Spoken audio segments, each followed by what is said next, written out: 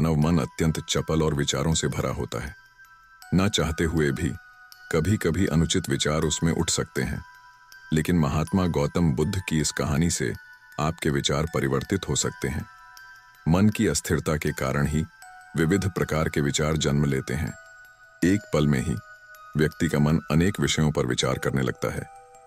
इसीलिए कहा जाता है कि मन को वश में करना सरल नहीं है। लेकिन बुद्ध ने मन को नियंत्रित करने की विधियां भी सिखाई हैं। विचारों का मन में आना स्वाभाविक है, परंतु समस्या तब उत्पन्न होती है जब अश्लील विचार मन में आने लगते हैं। कई बार बिना इच्छा के भी ऐसे विचार आ सकते हैं। यदि आपके मन में भी ऐसे विचार आते हैं तो बुद्ध की यह कहानी आपके विचारों में निश्चित ही परिवर्तन लाएगी। बुद्ध ने अपने शिष्यों को ज्ञान की बातें सिखाने के साथ साथ उन्हें भिक्षा के लिए भी प्रेरित किया। एक दिन उन्होंने भिक्षु भरत को एक उपासिका के घर भिक्षा लेने भेजा। भरत, जो कि चंद्रवंशी राजकुमार से भिक्षु बने थे, रास्ते भर सोचते रहे कि आज उन्हें भिक्षा में कौन सा आहार प्राप्त होगा।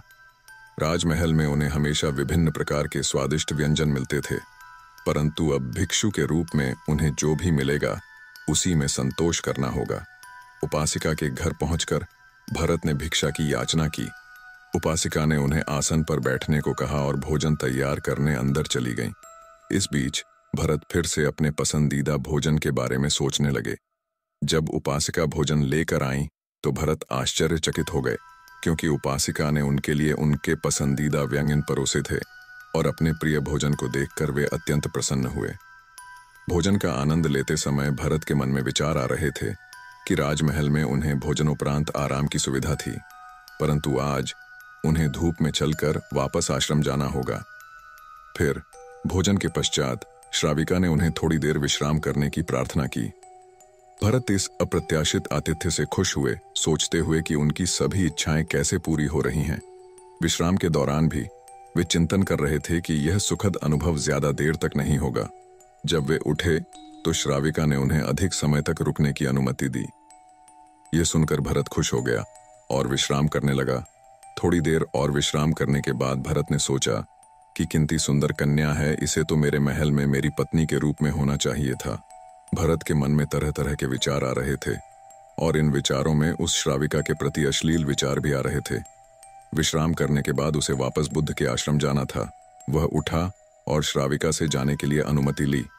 फिर उसने सोचा कि इतनी सुंदर कन्या फिर कभी देखने को नहीं मिलेगा, आखिरी बार और देख लेता हूं। उतने में ही श्राविका बोली, अरे शरीर में क्या रखा है? अपनी अंतर की आंखों से देखो, तुम और मैं अलग नहीं हैं। हम सब भीतर से एक जैसे ही हैं। यह सुनकर भरत के पैरे से जमीन खिसक गई। भरत को आभास हुआ कि यह संयोग नहीं हो सकता। उन्होंने श्राविका से पूछा, क्षमा करें, क्या आप मेरे मन की बातें जान सकती हैं? श्राविका ने सहमति में सिर हिलाया और कहा, हाँ, मैं मन की बातें समझ सकती हूँ। शुरुआत में यह दुष्कर था, पर मैंने अपने विचारों का निरीक्षण करना आरंभ किया।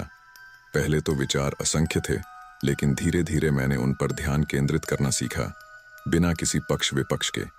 इस प्रकार मैंने अपने मन की गहराइयों में उतरकर विचारों की भीड़ को शांत किया और अनावश्यक चिंतन से मुक्ति पाई। मैं इस नई समझ के बाद दूसरों की मन की बातें भी समझने लगी। श्राविका की बात सुनकर भरत कुछ विचलित हो गए थे। वे श्राविका से विदा लेकर आश्रम की ओर चल पड़े। रास्ते में उन्हें अपने पूर्व विचारों का स्मरण हो आया, जिसमें श्राविका के प्रति अनुचित भाव भी शामिल थे। उन्हें चिंता हुई कि श्राविका ने यह सब जान लिया होगा और वह उनके बारे में क्या सोचती होगी। इस विचार से भरत अत्यंत लज्जित महसूस कर रहे थे। आश्रम पहुंचकर भरत ने गौतम बुद्ध से कहा कि वे अब भिक्षाटन के लिए उस श्राविका की घर नहीं जाएंगे। बुद्ध ने उन्हें अपने पास बुलाया और पूछा कि क्या बात है, वे अपनी समस्या उन्हें बताएं। भरत ने अपनी सारी बातें बुद्ध को सुनाई। इसके उत्तर में बुद्ध ने कहा कि भरत, तुम अगले सप्ताह तक उसी श्राविका के घर भिक्षाटन के लिए जाओगे, लेकिन तुम्हें यह सुनिश्चित करना होगा कि जब तुम भिक्षाटन के लिए जाओ तो तुम अपने मन को पूरी तरह से सजग रखो, अपने उठते विचारों पर ध्यान दो और यह भी ध्यान रखो कि तुम्हारे मन में किस प्रकार की इच्छाएं उठ रही हैं। बुद्ध ने उन्हें आदेश दिया कि वे कल इन सभी बातों का ध्यान रखते हुए जाएं और फिर लौटकर उन्हें सब कुछ बताएं। दूसरे दिन भरत ने बुद्ध के निर्देशानुसार फिर से उसी श्राविका के घर भोजन करने के लिए जाने लगा, लेकिन इस बार वह डरा हुआ जा रहा था। तभी उसे बुद्ध की बात याद आई कि तुम्हारे अंदर जो कुछ भी हो उसे जागरूकता के साथ देखो। देखो कि तुम्हारे अंदर क्या चल रहा है और वह कहां से आ रहा है। उसने अपनी अंदर उठती भावनाओं को देखना शुरू किया। वह पहली बार होशपूर्वक चल रहा था। रास्ते पर दिखाई देने वाली हर एक चीज को वह ध्यान से देखता हुआ जा रहा था। जैसे जैसे वह श्राविका के घर की तरफ आगे बढ़ता जा रहा था, वैसे वैसे उसके अंदर ध्यान और भी गहरा होता जा रहा था। वह जब श्राविका के घर के पास आया, तब उसने देखा कि अब वह अंदर से शांत हो गया है। अब उसके मन में कोई भी विचार नहीं थे। वह ध्यान में उतर चुका था। उसने श्राविका द्वारा दिए गए भोजन को पूरे होश के साथ खाया। खाने के बाद कुछ देर तक आराम किया। आराम करने के बाद वह श्राविका से अनुमति लेकर वापस बुद्ध के पास जाने लगा। इस बीच उसके मन में विचार या अश्लील विचार नहीं आए। वह खुशी से झूमता हुआ बुद्ध के पास गया और कहा, आज अद्भुत घटना घटी बुद्ध।